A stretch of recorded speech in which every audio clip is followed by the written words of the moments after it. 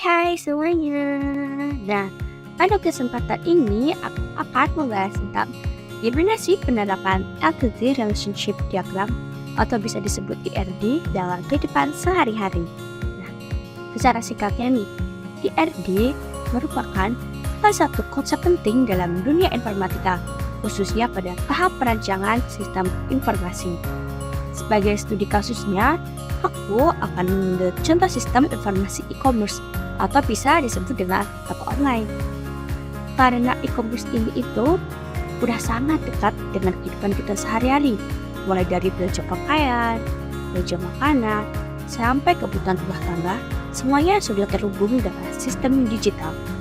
Nah, melalui studi kasus ini, kita akan melihat gimana sih cara kerja IRD ini berperan penting dalam mengatur dan mengelola data agar sistem bisa berjalan dengan efisien dan terintegritas. Ngomong-ngomong, kita dari tadi belum kenalan nih. Sebelumnya, kenalin, nama aku Cantika Putri Meunasa dengan NIM akhir 037 dari kelas Informatika 2024A. Nah, sebelum kita masuk ke bagaimana sih cara pembuatan IRD itu, kita juga perlu tahu apa sih pentingnya pengelolaan data dan peran IRD itu sendiri. Nah, yang pertama yaitu aktivitas manusia modern menghasilkan volume data yang besar, khususnya di bidang pendidikan dan bisnis. Bayangin aja, setiap kali kita bertransaksi di marketplace, membuka aplikasi belanja online, atau mengisi formulir digital, semua itu menunjukkan data baru. Jumlahnya bisa mencapai ribuan hingga jutaan data setiap harinya. Kalau data sebanyak itu tidak dikelola dengan baik, tentu akan menimbulkan kekacauan, seperti data bisa hilang, bertukar, atau sulit dicari kembali. Maka dari itu, kedua ini itu sangat penting, yaitu data perlu dikelola secara sistematis agar mudah diakses, dicari, dan diperbarui. Yang artinya yaitu data disusun dengan aturan yang jelas, memiliki struktur dan hubungan antar datanya diatur. Nah, disinilah peran IRD menjadi sangat penting. Seperti poin ketiga, yaitu IRD membantu merancang sistem informasi terstruktur dan efisien. Nah, IRD memungkinkan kita menggambarkan bagaimana data saling berhubungan antar entitas, misalnya antara pelanggan dengan pesanan atau pesanan dengan pembayaran. Nah, di poin keempat, yaitu IRD diterapkan di berbagai bidang, contohnya yaitu e-commerce. Nah, jadi bisa disimpulkan bahwa IRD adalah fondasi untuk menciptakan sistem informasi yang tertata, rapi, dan efisien. Selanjutnya yaitu ada tujuan. Nah, tujuan pertama yaitu memahami konsep dasar dari Entity Relationship Diagram atau IRD. Nah, kita perlu tahu dulu apa sih itu entitas, apa sih itu atribut, dan hubungan antar entitas sebelum merancang sistem. Kemudian tujuan kedua yaitu menjelaskan peran IRD dalam efisiensi sistem informasi. Nah, artinya dengan adanya rancangan IRD, proses penyimpanan, pengambilan, dan pengolahan data menjadi lebih cepat dan minim kesalahan. Kemudian yaitu tujuan ketiga, memberikan contoh penerapan IRD dalam kehidupan sehari-hari, seperti toko online atau usaha kecil. Dengan contoh nyata ini, kita bisa melihat penerapan konsep IRD secara langsung. Kemudian yang keempat yaitu studi kasus penerapan IRD pada sistem informasi e-commerce. Nah, dari sini kita akan belajar bagaimana sih IRD membantu mengatur data antara pembeli, penjual, produk, transaksi, hingga pembayaran dalam satu sistem yang terintegrasi. Selanjutnya yaitu apa sih IRD itu secara menyeluruh? Nah, IRD adalah representasi visual yang menggambarkan hubungan antara entitas atau objek dalam sebuah sistem.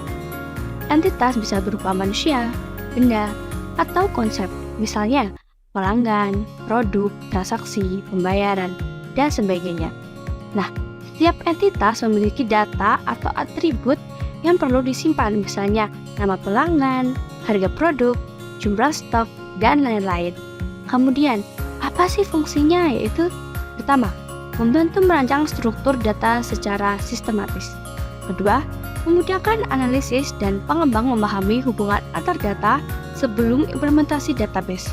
Ketiga, digunakan dalam fase perancangan basis data untuk meminimalkan kesalahan desain. Kemudian, Konsep ERD pertama kali diperkenalkan oleh Peterson pada tahun 1976. Hingga saat ini, konsep tersebut masih digunakan secara luas karena sangat efektif untuk merancang basis data relasional modern. Menurut beberapa sumber seperti Vertebello, Gigs4Geeks, Surteray, dan ResearchGate, ERD memetakan entitas utama pada sistem e-commerce, yaitu pelanggan, produk, pesanan, dan pembayaran. Kemudian yaitu ada komponen ERD, sistem informasi e-commerce. Sebelum kita membuat rancangan ERD, kita juga perlu tahu ada apa sih komponen-komponen di ERD itu. Nah, yang paling penting yaitu adalah entitas. Entitas yaitu objek utama yang menyimpan data dalam sistem, contohnya kayak pembeli, penjual, produk, dan lain-lain. Kemudian ada atribut. Nah, atribut ini adalah karakteristik atau informasi yang dimiliki oleh entitas. Biasanya atribut berada di dalam entitas. Ya, contohnya seperti nama pembeli, email penjual, harga produk, dan lain-lain. Kemudian ada relasi. Relasi adalah hubungan antar entitas yang menggambarkan interaksi di sistem. Contohnya kayak pembeli melakukan transaksi, kemudian penjual memproses transaksi. Begitu. Jadi antara entitas satu ke entitas dua itu ada relasinya.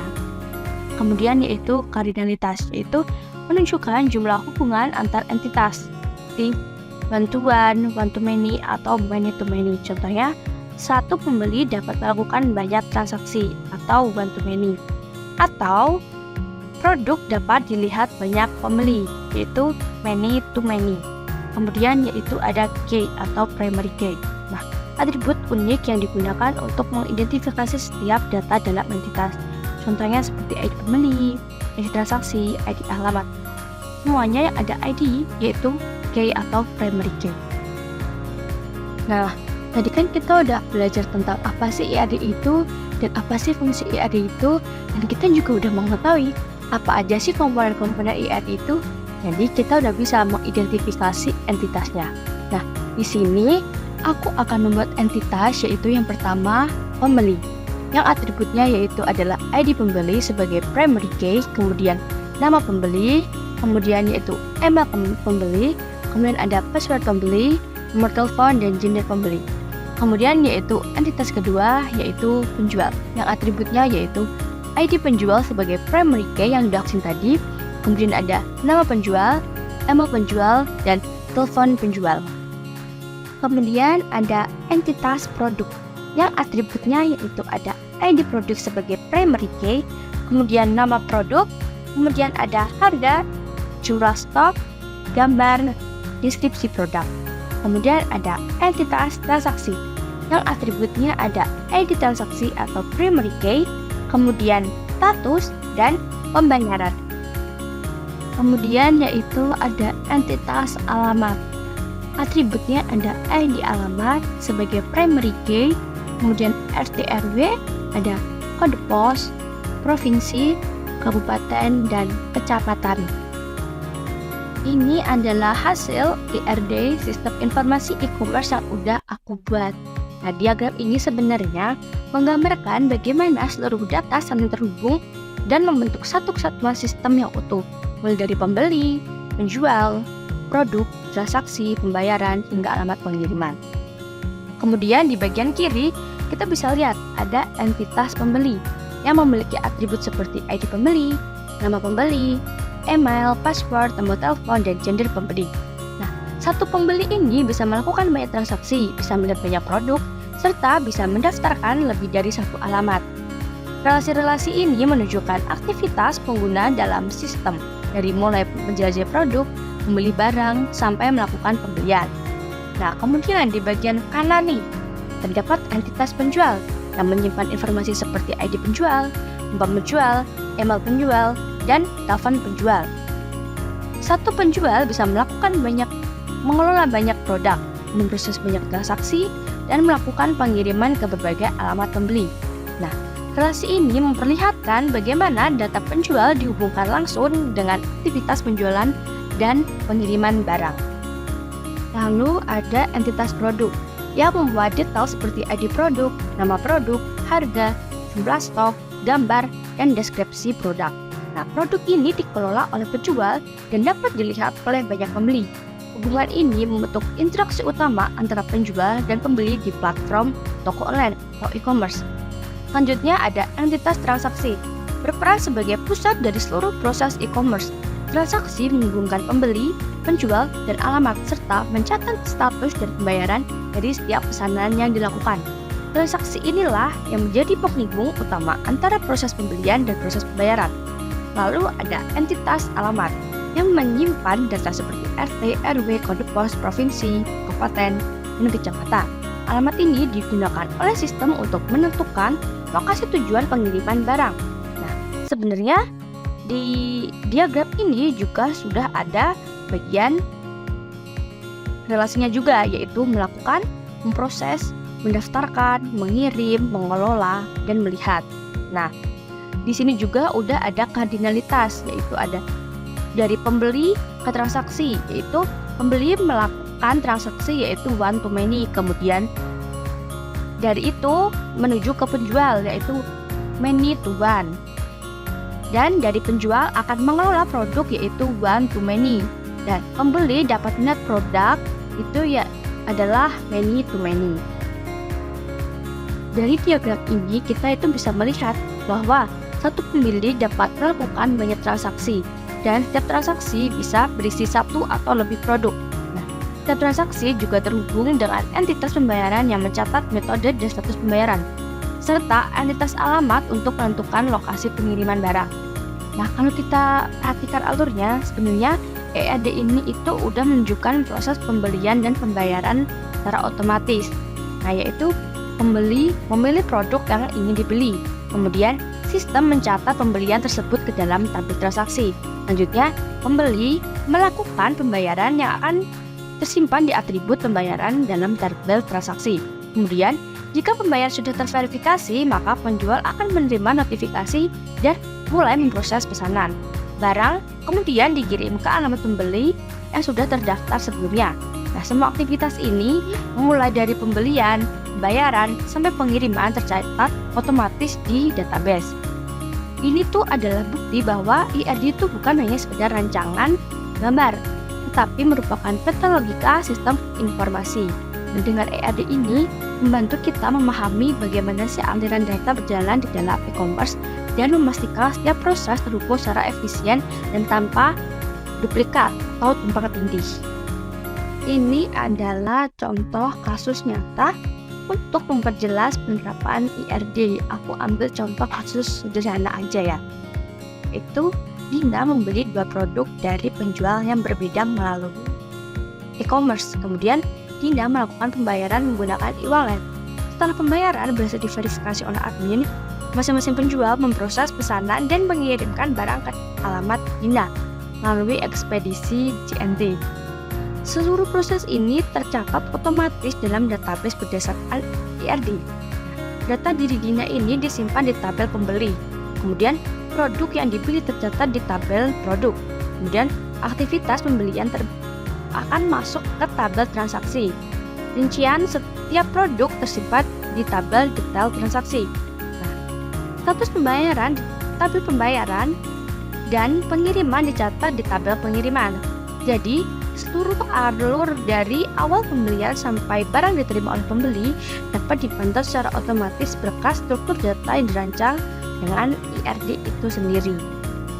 Selanjutnya ada manfaat ERD dalam sistem informasi e-commerce. Manfaat utama dalam sistem informasi e-commerce adalah membuat struktur data lebih terorganisir. Artinya, setiap data memiliki tempat yang tepat dan tidak tercampur dengan data lain. Selain itu, ERD juga membantu mencegah duplikasi data karena setiap entitas memiliki kata kunci yang unik. Dengan rancangan ini, sistem dapat dengan mudah mengelola pesanan dan melacak status pengiriman tanpa kebingungan. Bagi pengembang, ERD berfungsi sebagai pedoman dalam pembuatan database sehingga proses coding menjadi lebih cepat dan minim kesalahan.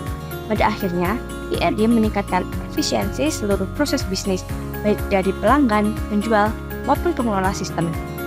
Dari pembahasan aku tadi udah bisa disimpulkan bahwa ERD merupakan alat penting dalam merancang sistem informasi yang terstruktur dan efisien.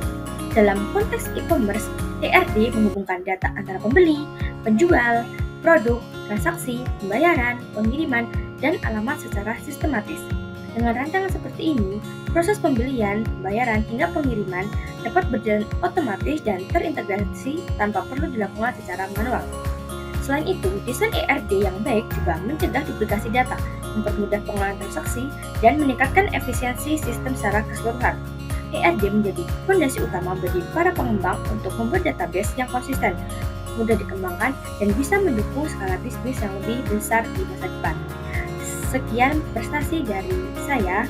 Jika ada kurang lebihnya, saya mohon maaf. Terima kasih.